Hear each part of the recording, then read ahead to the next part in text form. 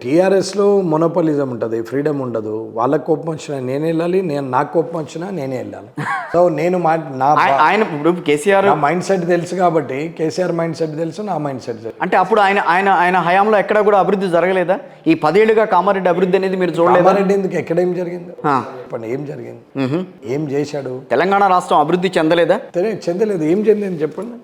Road డివైడర్లు కట్టి central lighting లేసుడా, అవన్నీ ఏమున్నాయి, నార్మల్ ఎవరైనా చేస్తారు. అది కాదు కదా అప్పు చేసి ఎందుకు చేసినావు అని అంటున్నాం. ఓకే, అప్పు చేయాల్సిన అవసరం ఏముంది?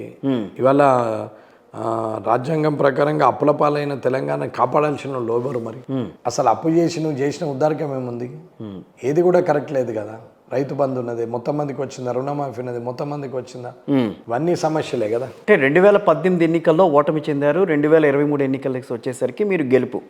సో ఈ 5 ఏళ్ల పాటు ప్రజలతో మమైకమవుతూ వచ్చారు.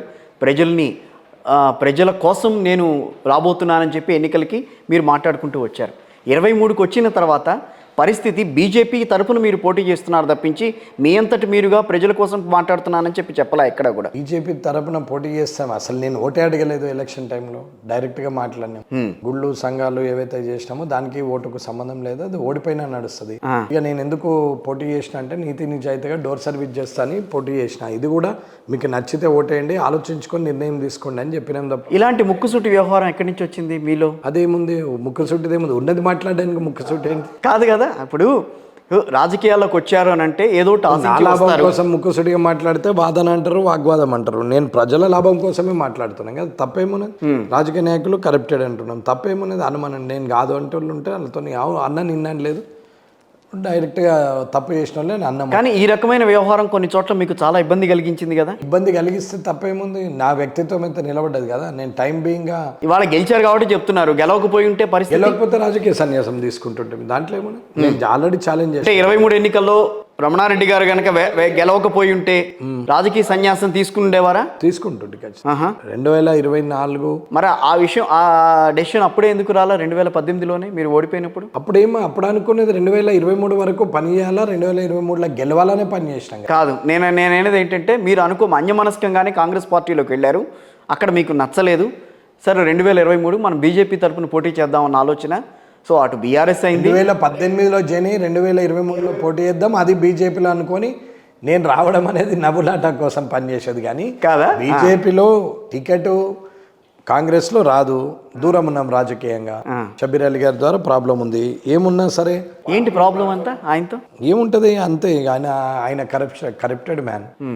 ఎంతసేపు డబ్బు తప్ప ఏం లేదు. ఎవడున్నా సరే పోతే వానికి గీకడేమో అలవాటు ఆయనకు.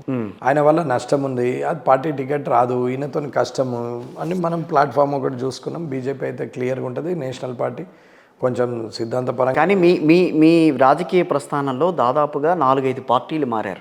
లేదు కాదా, కాంగ్రెస్, వైఎస్ఆర్సీపీ, బీజేపీ అంతేనా?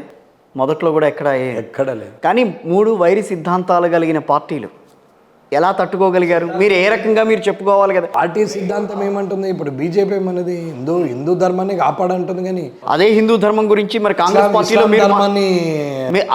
అదే హిందూ ధర్మం గురించి కాంగ్రెస్ పార్టీలో మీరు గట్టిగా చెప్పలేరు కదా. నేననేది అదే హిందూ ధర్మం గురించి వాళ్ళు మాట్లాడలేరు, నేను మాట్లాడలేదు. ఇందులో హిందూ ధర్మం అన్నారు, అందులోనేమో లౌకికవాదం అన్నారు. వైఎస్ఆర్ కాంగ్రెస్ పార్టీలో మళ్ళీ వేరే రకమైన భావన. అవును, ఇప్పుడు లౌకికవాదం ఉన్నా, హిందూ ధర్మం ఉన్నా, ఇంకేదున్నా ఎవరికి నచ్చింది వాళ్ళు పద్ధతి ప్రకారంగా చెప్పాల్సింది చెప్తే అన్నీ జరుగుతాయి. ఎందుకు జరుగు? కాబట్టి వాళ్ళ మైనార్టీలు నాకు వేసారు. మరి ఎట్లా వేసారు? 7,000 ఓట్లు పడి.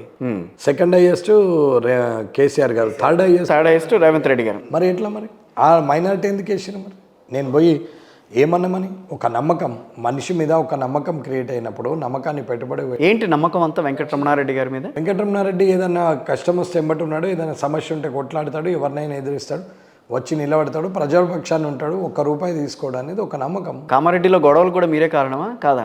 కామారెడ్డి గొడవలకు మనకేం సంబంధం లేదా? కామారెడ్డిలో గొడవ ఏమైందని ఆయన క్రియేట్ చేసిండు దాన్ని. షబ్బీర్ అలీ గారికి అత్తిపోట్లని గొడవ క్రియేట్ చేసి దానికి సొసైటీకి సమాజానికి ఒక మరకగా తయారు చేసిండు తప్ప అది. అందులో మీరు బాధ్యులని చెప్పి గట్టిగా అని చెప్పారు కదా ఆ రోజున. అక్కడ ఏం పాత్ర ఉంది మనకు? వాళ్ళకి ఏం పాత్ర లేదు అసలు. అప్పుడు నేను ఆ కత్తిపోట్లు అయినప్పుడు కూడా నేను కాంగ్రెస్లో తిరుగుతలేను. అవును, మరి అప్పుడు లేని వైరం. ఇప్పుడు కాంగ్రెస్ పార్టీలో మీకు ఏ రకమైన వైరం ఏర్పడింది? ఎవరైతే వైరి వర్గాలు ఉన్నాయో అవన్నీ కలిసి మీ మీదనే పెట్టినాయి ఆ రోజున.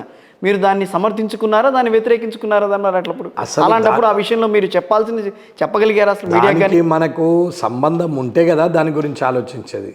దానికి మనకు సంబంధము లేదు, దాని గురించి అసలు అవగాహన కూడా లేదు. కానీ లేని క్రియేట్ చేసి పెట్టిండు కాబట్టి ఆయన ఇప్పుడు ఇబ్బంది పడాల్సి వస్తుంది షబ్బీర్ అలీ. మీరు అంత కరడుగట్టిన హిందుత్వవాది అని చెప్పి మీరు హిందుత్వం వాదిని అంటే తన ధర్మాన్ని తను కాపాడుకోవడానికి ఏదైనా చేయొచ్చు, కానీ ఎదుటి ధర్మాన్ని ఏమంటలేం కదా, వాళ్ళని ఇబ్బంది పెడతలేం కదా, ఎదుటి ధర్మాన్ని కించపరుస్తలేం కదా. మరి మరో రాజాసింగ్ అనే పేరు ఇప్పుడు నా కుటుంబాన్ని నేను పెంచి పోషించుకోవడానికి ప్రయత్నం చేయడంలో తప్పు లేదు, కానీ ఎదుటోళ్ళ కుటుంబాన్ని డిస్ట్రాయ్ చేయడము తప్పు అని నేను అంటున్నాను. బీజేపీకి సంబంధించిన కీలక నాయకులు, రాష్ట్రానికి సంబంధించిన కీలక నాయకులు మరో రాజాసింగ్ మాకు పుట్టాడు, మరో రాజాసింగ్ మాకు ఈ ఎన్నికల్లో మాకు దక్కారని చెప్పి వాళ్ళే మాట్లాడారు. అంటే ఈ రాజాసింగ్ గారిది ఒక రకమైన గోషమాల్ ఒక రకము, కామారెడ్డి ఒక రకము. ఇక్కడ ముఖ్యమంత్రుల మీద గెలవడం వల్ల ఈ సెలబ్రిటీ హోదా రావచ్చు, ఈ ముఖ్యమంత్రుల మీద గెలవడం వల్ల అలా నమ్మలేదు ప్రజలు, నన్ను నమ్మిండ్రు కావచ్చు. అట్లాగే ముఖ్యమంత్రి గారు మీ భావజాలం కూడా అట్లాగే ఉంటుందిట, మీ నడక, మీ వ్యవహార శైలి అన్నీ కూడా రాజాసింగ్ పోలి ఉంటాయని చెప్పి వాళ్ళు మాట్లాడారు. లేదండి, తన యాటిట్యూడ్కు నా యాటిట్యూడ్కు చాలా ఫరక్ ఉంటుంది. అట్లేం లేదు. ఏంటంటారు తేడా? తన ఆలోచనలు తనకు, నా ఆలోచనలు నాకు. నేను రూరల్ ఏరియాలో ఉంటున్నాం, నా ఆలోచనలు నాకు. ఆయన టౌన్ ఏరియాలో ఉంటున్నా, ఆయన ఆలోచనలు ఆయనకు నాకు పొంతన ఏది ఒకటి లేదు. మరి ఎందుకు ఆ పేరు వచ్చింది? మరి బీజేపీ కేంద్ర నాయకులు కాదు, రాష్ట్ర నాయకులే ఎవరైతే పెద్ద పెద్ద వాళ్ళు ఉన్నారో వాళ్ళే అన్నారు. ఏదో గెలిచిండనే దానికై ఇద్దరు సరదాగా అని ఉంటారంటారా? ఇద్దరు ముఖ్యమంత్రులను ఓడగొట్టిండని చెప్పి ఎవరి మనసుకు దోచింది వాళ్ళు. ఇప్పుడు మీరు మీ మీడియా అంతా జాయింట్ కిల్లర్, జాయింట్ స్లేయర్ అంతే కదా. ఇద్దరు జాయింట్ కిల్లర్ అంటే వాళ్ళిద్దరిని కలిపి జాయింట్ స్లేయర్, జాయింట్ కిల్లర్ అని పెడుతున్నారు కదా. ఎవరికి ఇష్టమైన పేరు వాళ్ళు పెడతారు. తెలుగు మీడియానే కాదు, మీరు హిందీ మీడియా, ఇంగ్లీష్ మీడియాతో మాట్లాడుతున్నప్పుడు కూడా వాళ్ళు అదే మాట్లాడారు. అవును, అంటే కూడా సమాధానం చెప్పినా కదా. యాక్చువల్ థ్యాంక్స్ చెప్పాల్సింది రేవంత్ రెడ్డి గారికి, కేసీఆర్ గారికి, వాళ్ళిద్దరికి థ్యాంక్స్ చెప్పాలా. వచ్చి పోటీ చేసినందుకు కామారెడ్డి అవుట్ ఆఫ్ 119లో స్పెషల్గా ఉంది, సంథింగ్ స్పెషల్ అని చెప్పినాం కదా. సో మీరు ఫస్ట్ విన్ అయిన తర్వాత పక్క పార్టీ నుంచి మీకు వచ్చిన రియాక్షన్ ఏ రకంగా ఉంది? పక్క పార్టీ వాళ్ళు ఉంటేనే ఓడిపోగానే ఎక్కడోక్కడ బిస్టర్ చదువుకున్నారు. ఇంకేం వాళ్ళ నుంచి రియాక్షన్ ఏముంటుంది? అంటే వాళ్ళు ఏ రకంగా రియాక్ట్ అయ్యారనే ఓడిపోయిన వాళ్ళు ఎట్లా షబ్బీర్ అలీ గారి దగ్గర మీకు బాగా బద్ధశత్రువు అయిన షబ్బీర్ అలీ గారు ఏ రకంగా రియాక్ట్ అయ్యారనే విషయం మీ అనుయాయుల ద్వారా ఎవరిదన్నా ద్వారానే మీకు తెలిసిందే? ఓడిపోయిన వారు ఎట్లాగూ ఏదో ఒకటి మాట్లాడతారు.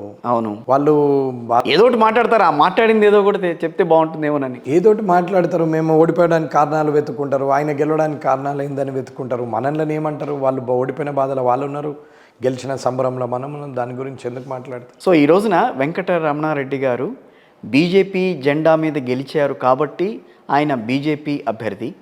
రేపు ఆయన వేరే పార్టీకి వెళ్ళి ఆ పార్టీ మీద గెలిస్తే ఆ అభ్యర్థి అవుతారు. వెళ్ళాల్సిన అవసరం లేదు కదా. నా కోరిక నేను ఎమ్మెల్యే కావడానికి అవకాశం ఇచ్చే పార్టీ కావాలి. అవకాశం ఇచ్చింది, ఎమ్మెల్యే అయినాం. దానికి పార్టీకి నష్టం ఎందుకు పెడతాం? ఇంకా పార్టీ వల్ల నష్టం ఏం కాలేదు కదా, లాభమైంది కదా. పార్టీ వల్ల ప్రజలకు కూడా లాభం అవుతుంది కదా. మోడీ గారు చేస్తున్న కార్యక్రమాలు ప్రజలు హర్షిస్తున్నారు కదా. ఇంకా అవసరం ఏముంది ఎటన పోవడానికి కూడా? ఒకవేళ పవర్ ఉన్నా ఇవాళ పవర్ లేదని పోవాల్సిన అవసరం ఉంది. ఎమ్మెల్యే గెలవడం పెద్ద అచీవ్మెంట్, ఇంకా ఏముంటుంది దీనికన్నా పెద్ద? ఇంకా అంతకు మించి మీరు వేరే ఆప్షన్ అయితే కూడా మీ దగ్గర ఏం లేదు. అవసరము ఒకవేళ అంతకన్నా పెద్ద ఆప్షన్ మనం పెట్టుకున్నాం అనుకోండి, అవసరం ఏముంది? ఒకటి కాగానే ఒకటి అత్యాశపడడంలో మీనింగ్ ఏముంది దానికి? ఎంత ఏదైతే అనుకున్నామో ఆ గోల్ రీచ్ అయినప్పుడు అది అక్కడ కమిట్ అయింది ఏదైతే ఉన్నదో అది మొత్తానికి ఫుల్ఫిల్ చేయాలి. అవినీతి రహిత నియోజకవర్గంగా చేయాల్సిన అవసరం ఉంది కదా కామారెడ్డిని. అవును కదా, మరి అదే పెద్ద బాధ్యత ఉండగా ఇంకా వేరే దానికి మీరు ఇచ్చిన హామీలు అమలు సాధ్యమైన హామీలైనా అమలు కాలేని హామీలు ఇచ్చారని అనుకుంటున్నాను. అమలు సాధ్యమయ్యే హామీలే. ఎలా ఏ రకంగా సాధ్యం చేసుకుంటారు అనేది ఇక్కడ క్వశ్చన్. నేను ఇచ్చింది ఉచిత విద్య, వైద్యము, అది అన్నిటికీ వచ్చేది, ఆ పథకాలు అన్నిటి వర్తించేది. అంతకు మించి పెద్దగా ఏం లేదు అక్కడ. దాంట్లో ఉచిత విద్య ఎవరు ఇస్తారు? కాంగ్రెస్ పార్టీ ఆల్రెడీ ఇస్తుంది కదా. వాళ్ళ హామీల్లో అన్ని కూడా వాళ్ళు ఉచిత విద్యా వైద్యం యాడుంది?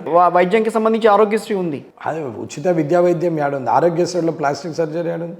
ఇప్పుడు దానికి అదే మోకాలకు సర్జరీ కూడా దాంట్లో యాడ్ చేశారు కదా. ఎన్ని రోగాలకు ఉంది? ఎన్ని రోగాలంటే ఇప్పుడు దాంట్లో ఆరోగ్యశ్రీకి సంబంధించి ఆరోగ్యశ్రీ అని పెట్టగానే చక్కగా పోయే క్యాంప్ని ఆరోగ్యశ్రీ కార్పొరేట్ లెవెల్లో ఉంటుందా? మళ్ళీ మూలకో స్ట్రక్చర్లో ఎక్కడో మూలకు పడేసి అది ఆరోగ్యశ్రీ అప్రూవల్ రావాలి ఇదేని అదని అంటారు కదా. ఉచిత విద్య వైద్యము రెండు ప్రైవేట్ సెక్టార్లోకి వెళ్ళి తీసేసి గవర్నమెంట్ సెక్టార్లో పెట్టి కార్పొరేట్ లెవెల్లో మెయింటైన్ చేయాలి. విదేశాల్లో ఎట్లా ఉందో అట్లా ఫ్రీగా ఇవ్వాలనేది నా ఆలోచన. ఓకే, అది ఇచ్చిన రోజు కరప్షను, క్యాష్ మీద క్యాలిక్యులేషన్ చాలా తగ్గుతాయి. ఒక మనిషికి అత్యంత ఖర్చు అయ్యే జీవితం ఏది అంటే విద్యా వైద్యం తప్ప వేరే దాని మీద ఎక్కువ ఖర్చు కాదు.